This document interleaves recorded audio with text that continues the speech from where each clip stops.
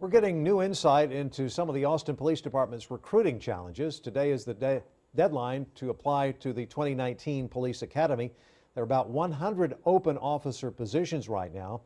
Austin Police Union President Ken Cassidy says there are fewer people applying, and many who do not meet the qualifications. You need to have a good background. You can't have too much debt. You can't be defaulting on debt. You can't be using drugs. Believe it or not, we have a lot of people that are getting kicked out for prostitution, admitted prostitution. So these are the three of the things that we're disqualifying a lot of people for now. But we need applicants, and we need good people to apply for the department. The law enforcement agencies around the state are tapping into schools and social media to hunt for new people to join the ranks. KXAN's Wes Rappaport takes a statewide look at officer recruiting and how women are shaping the search.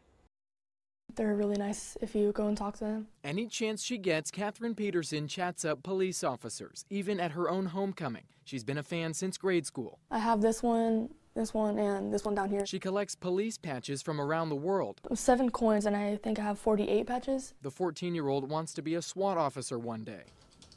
Departments like Cedar Park turning to social media, job fairs, police explorer programs, and junior academies to reach people like Peterson and diversify their force. What you're seeing now is really a recruiting effort nationwide. We constantly have officers that request a female officer to come for a transport or a search.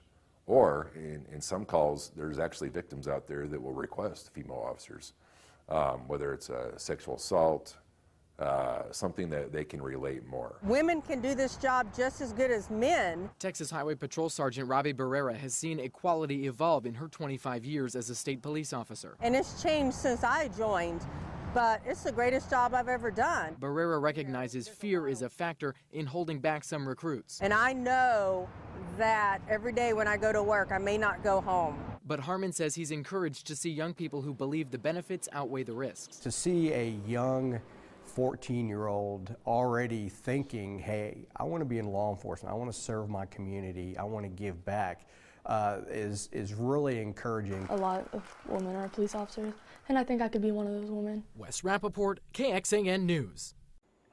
13% of Cedar Park and Odessa police officers are women. 10% of Lubbock police officers are women.